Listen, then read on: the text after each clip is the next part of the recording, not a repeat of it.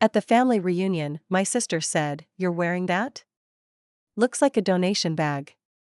Everyone snorted. Then my ex-boss walked in and said, "That donation bag bought your husband's company." Clara barely looked up from her wine glass when she said it. "You're wearing that? Looks like a donation bag." She said it like she was asking me to pass the salt, casual, effortless, cruel. There was a pause, then a few chuckles. One of our cousins actually snorted. I felt my cheeks warm, the way they used to when we were kids, and she'd find a way to cut me down at the dinner table without anyone calling her on it. Before I could think of anything to say, the front door opened. And in walked Alan Rossner, my old boss. The man who once fired me. He took one look at me, grinned, then turned to Clara and said, "That donation bag bought your husband's company." The room froze. You could hear someone swallow. Clara's glass paused halfway to her lips. And just like that, everything shifted. Let me go back a little, because this moment, as satisfying as it sounds, wasn't about revenge. It was about truth. The kind of truth that takes years to grow roots and finally break the surface. I hadn't been to a family reunion in 7 years. Not since my life fell apart, and not since I let them all believe it was my fault. My name's Ria Moncrief, I'm 44, divorced, and until recently I was the cautionary tale in our family, the one everyone referenced in hushed tones when talking about what happens when a woman doesn't keep it together. The reunion was held at my grandparents' old estate in Hendersonville, North Carolina. That house is massive, southern stonework, creaky staircases, and old portraits watching you like they're still judging from the grave. It's always been the stage for family drama. I almost didn't go. I RSVP'd late. But something in me needed to see them. Not for validation, and not for revenge, just to remind myself that I wasn't the woman they thought I was anymore. I dressed in an outfit that felt like me. A faded silk tunic I'd picked up at a second-hand boutique in Asheville, old jeans, no makeup, hair in a low knot. I was comfortable. I was me. But I knew walking in like that would be bait. Sure enough, Clara took it. Clara has always had this performative elegance. Always dressed to impress, manicured to perfection, even for a backyard barbecue. Growing up, we were opposites. She was homecoming queen, dated the football captain, and married a man in finance. I was the quiet one, buried in books, always trying to keep the peace. But Clara had a cruel streak, and she knew how to wield it in public, always with a smile. When she saw me at the reunion, she didn't hug me. She looked me up and down and delivered her line like she was hosting a show. "You're wearing that? Looks like a donation bag." Everyone laughed. Except for one person. Alan had no business being there. Not really. But he'd become a friend over the past year. More than a friend, a partner, in the professional sense. And, in ways I hadn't yet dared admit to myself, maybe something more. After my divorce from Bradley, a drawn-out mess made worse by the fact that he left me for a much younger yoga instructor who also happened to be our mutual accountant, I lost almost everything. I walked away with a pitiful settlement because I didn't want the fight. I was tired. He'd drained the life out of me. Worse, the whole thing hit the business gossip circuit in Asheville. My job at a PR firm evaporated overnight. Alan, my boss at the time, pulled me into a meeting and explained that while they valued me, the optics were complicated. Clients wanted clean, and I was suddenly messy. He let me go with a severance package and a heavy dose of corporate regret. I spent the next 6 months unemployed, unmoored, and unsure of who I was without a title or a man to orbit around. That was the bottom. But from that silence, something grew. I started freelancing. One client turned into 3. I leaned into branding, helping small sustainable businesses find their voice. I had time, I had space, and I had nothing left to lose. That freedom was oxygen. One client stood out, Vera Harvest, a tiny agri-tech startup struggling to get off the ground. The founder was passionate but scattered. I helped him focus, refined their pitch, reworked their messaging, and introduced him to the right people. Within a year, they were being courted by major players. One of them was Kelmere Holdings, the same company Clara's husband Miles ran as a regional director. They made a modest offer. Vera Harvest declined. Then came a second, bigger one. We played it slow. When Kelmere got aggressive, I stepped in. I handled every part of the counteroffer negotiations. I watched Miles squirm during the final call. I didn't say who I was, just played the role. They caved. Vera Harvest was sold, and I got a quiet equity cut in the deal. Alan, who'd been following Vera Harvest closely since firing me, reached out not long after. "I owe you a drink," he said over the phone. "And possibly a job. Or a partnership." I said yes to both. So there we were. In my grandmother's foyer. Clara fresh off her insult, the room still humming with laughter. And Alan walks in. He didn't even hesitate. "That donation bag bought your husband's company." It wasn't a joke. It was a fact. And everyone knew it. Clara froze. Miles's face was drained of color. He looked like he wanted to crawl into the floorboards. I didn't say anything. I didn't need to. For the rest of the weekend, the tone shifted. No more little digs. No sarcastic comments about my divorce era. People started asking me what I did for work now. They started calling me by name again, not just Clara's sister. But here's the thing. It didn't feel like a victory.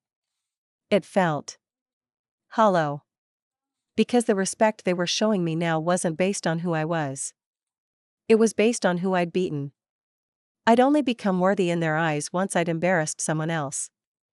Once I'd succeeded in a way they could measure and gossip about. Not when I was struggling and surviving and rebuilding myself from the ground up. No, then I was invisible. I found myself sitting on the back porch late that night, just listening to the cicadas and the wind moving through the old oak trees. Alan joined me, handed me a glass of wine, and didn't say anything for a long time. Finally, I said, "That felt good.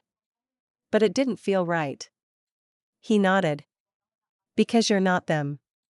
I didn't reply. I didn't need to. We sat there in silence. Not the awkward kind, the real kind. The kind that makes space for breathing. The silence between me and Alan stretched in that peaceful, thoughtful way that you only get with someone who isn't trying to fix you. He didn't try to fill the space. He just sat there with me, sipping his wine, letting the cool mountain air settle around us. Inside the house, I could hear the muffled clatter of dishes and the high-pitched tones of laughter from the living room. It sounded like a different world. One I'd been born into but never fully belonged to. "I shouldn't have said it like that," Alan said quietly after a while. I looked over. He was staring out into the dark, face unreadable. "What you said?" "At the door." I shook my head. "It wasn't you. It was the truth. And they wouldn't have heard it otherwise." He nodded once. "Still. I could have just said hello. I didn't come to cause a scene." I laughed, a short, tired sound. "You think what happened tonight was a scene? This family defines scenes. You just introduced a plot twist." We both smiled at that, and for a second, it almost felt normal. Comfortable.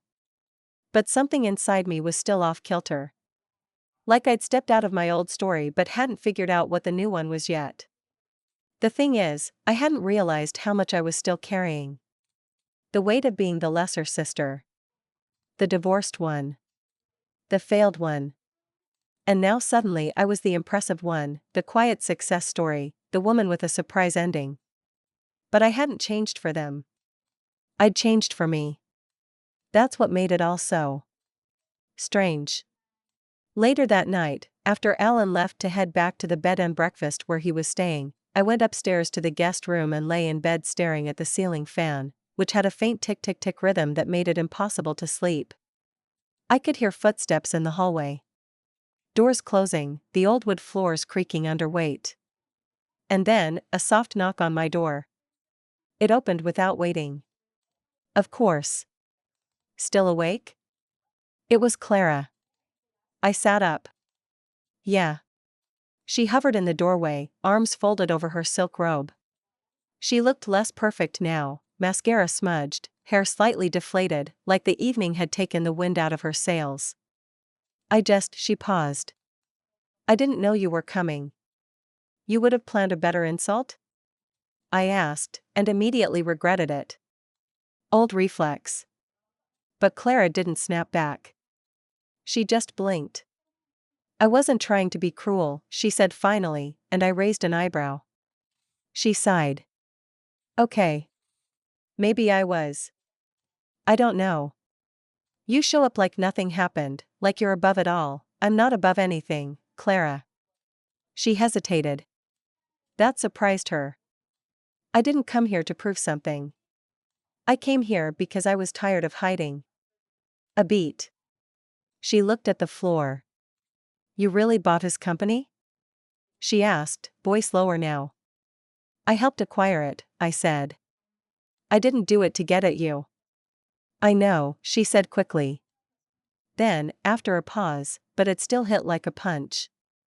We sat in that for a while.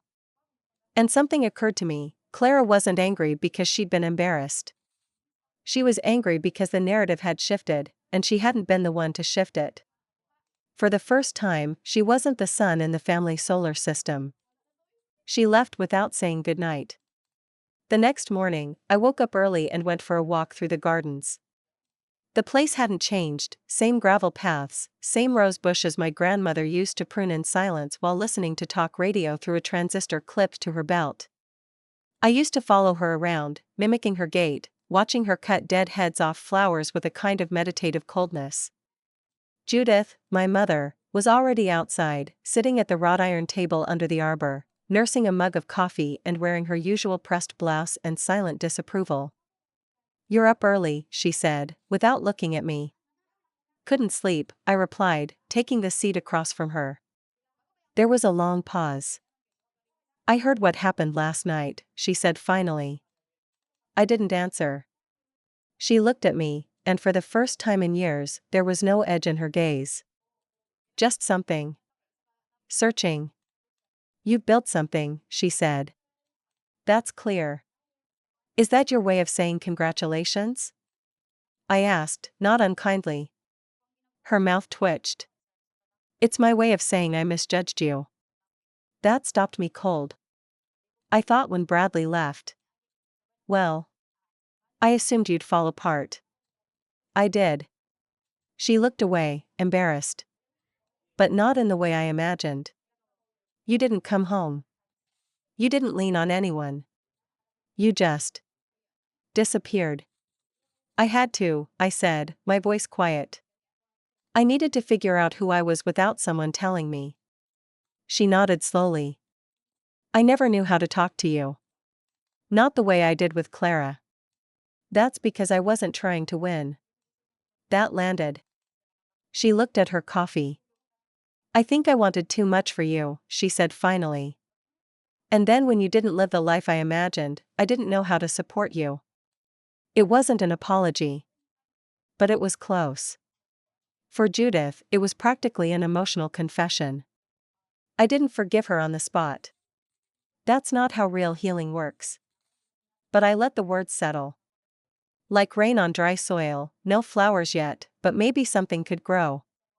The rest of the reunion passed without incident. People were quieter around me, more cautious. Some were even friendly. Others avoided me entirely. Miles, I later learned, had taken a late-night flight back home. Clara stayed, but didn't speak to me again. When I got in my rental car to leave, I sat for a moment behind the wheel, looking at the house in the rearview mirror. I didn't feel triumphant. I felt relieved. Like the grip it had on me had finally loosened. It wasn't about revenge. It never had been. It was about coming back whole. And now that I didn't know where I was going next. But I knew I wasn't going back. Driving back to Asheville was like waking up from a strange, emotionally claustrophobic dream. The kind where you remember everything, but not exactly how it made you feel in the moment. The 2-hour stretch of I-26 passed in a haze of half-thoughts and unpacked emotions. The reunion had ended without drama, which in the Moncrief family was an act of God. No screaming, no wine glasses hurled into the bushes. But the damage, or maybe the shift, was real.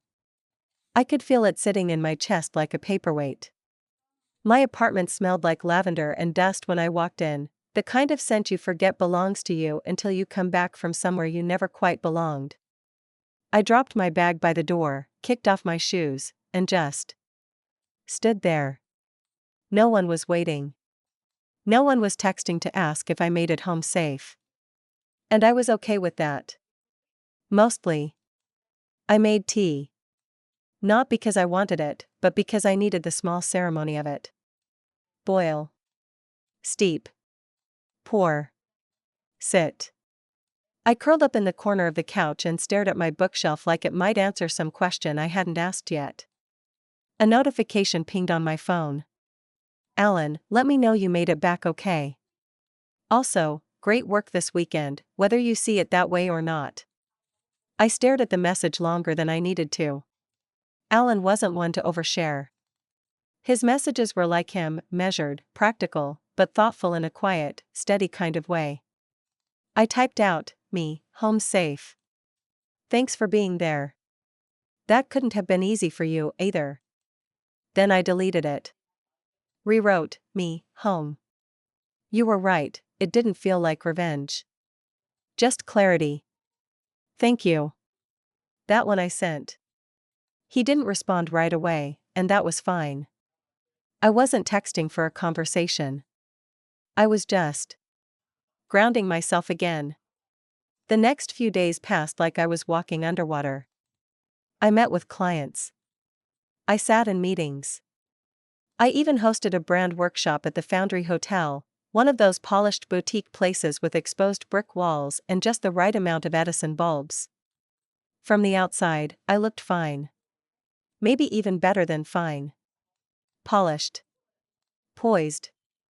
But inside, I was back in the spiral. Not the sad kind. The thinking kind.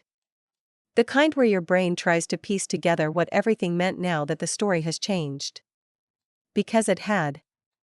People in the family were reaching out, cousins I hadn't spoken to in years. One of them, Lara, sent a text asking if I'd be open to coffee next time she was in town. Would love to pick your brain about your agency, she added. You're kind of a big deal now. And that's when it hit me. They didn't see me. Not really. They saw the outcome. They saw the headline, Divorced Woman Silently Builds Empire, Outsmarts Sister's Husband in Corporate Power Move. They didn't see the anxiety attacks on the bathroom floor. The nights I ate crackers for dinner because I didn't know when my next freelance invoice would clear. The therapy. The isolation. The damn duct tape I used to hold my laptop charger together because I couldn't afford a new one that month. They hadn't seen me rebuild myself brick by brick. But Alan had. Which was why, for days after the reunion, I texted him again. Something I hadn't planned to do.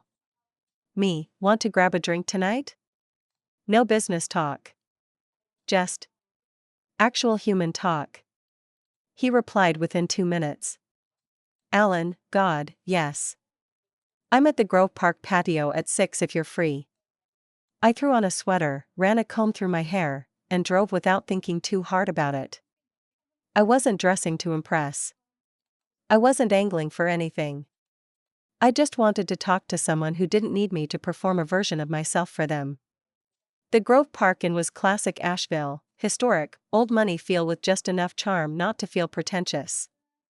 The patio had views that stretched all the way to the Blue Ridges, purple and dusky as the sun started its slow descent.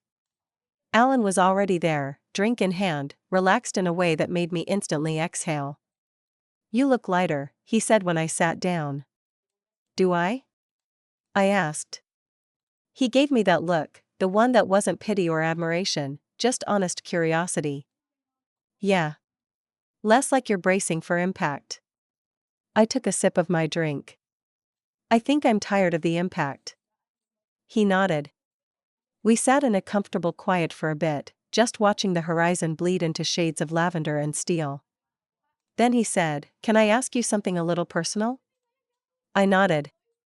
"Why did you let them believe you were small for so long?" That question landed like a rock in my chest. "I didn't let them," I said. "I just never knew I wasn't." He didn't press me. He just let it sit there between us. And I kept talking, maybe because I finally could. When Bradley left, it wasn't just that he betrayed me. It was that he took the version of my life I thought I was supposed to live. And for a while, I thought he had every right to.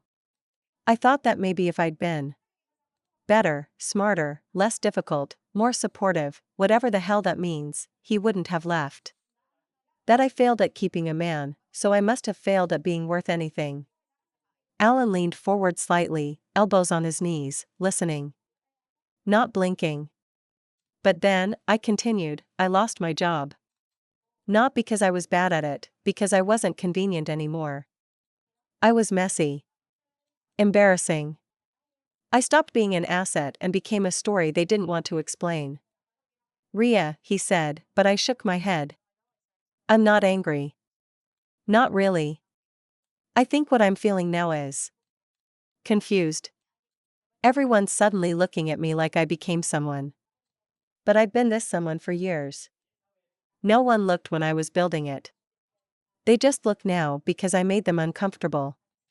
"People pay more attention to results than resilience," Alan said quietly.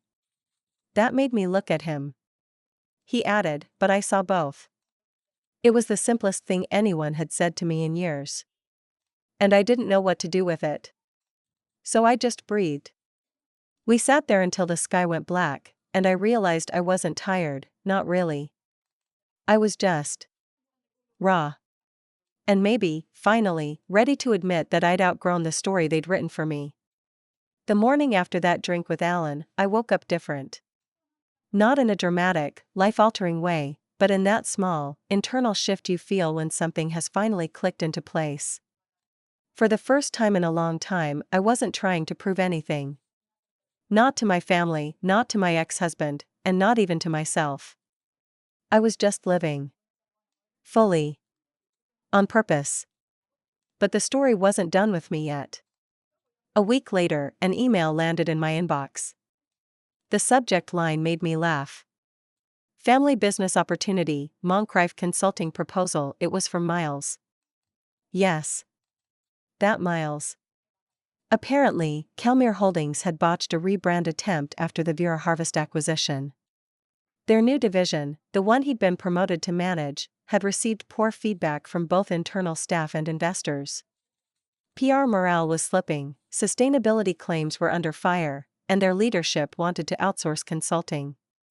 Discreetly.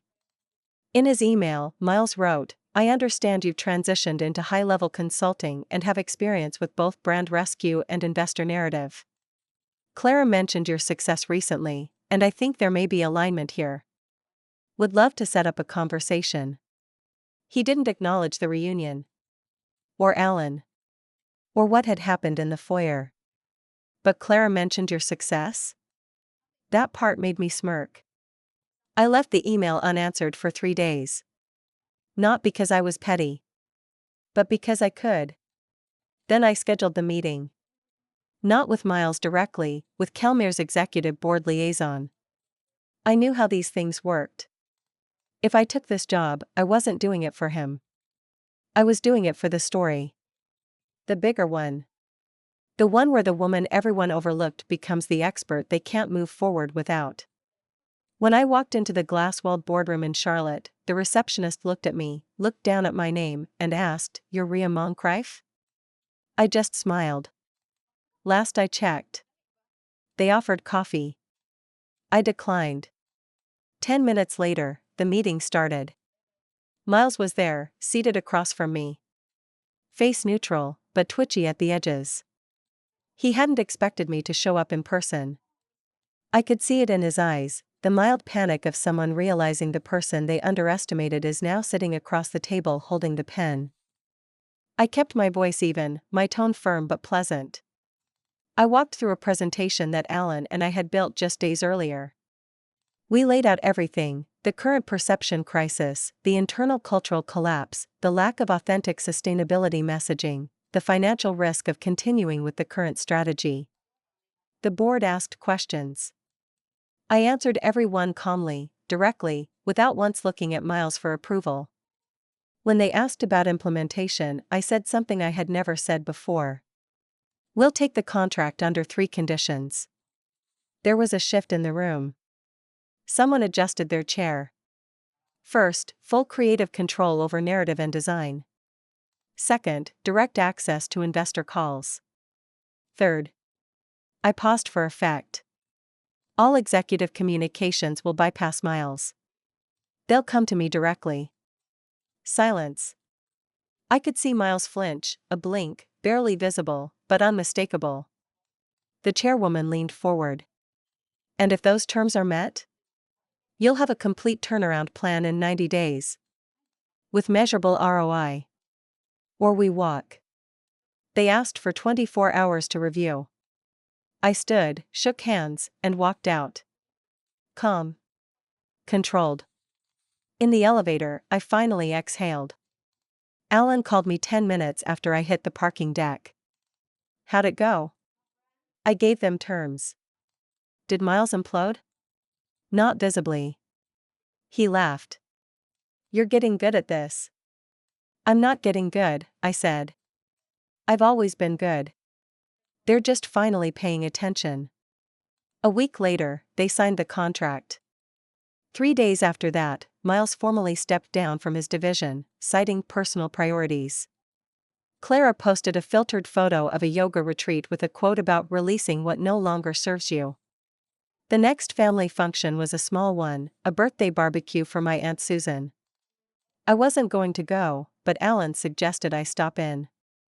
Just for an hour. So I did. This time, I wore what I wanted, a black linen jumpsuit I'd picked up from a local designer. No jewelry. No makeup. Just me. Clara was there. She walked over slowly, holding a drink, face unreadable. I braced for it. But instead, she said, "You're doing real work." I am. She nodded. I don't get you. But I think I'm starting to respect you. That was it. No apology. But no insult either.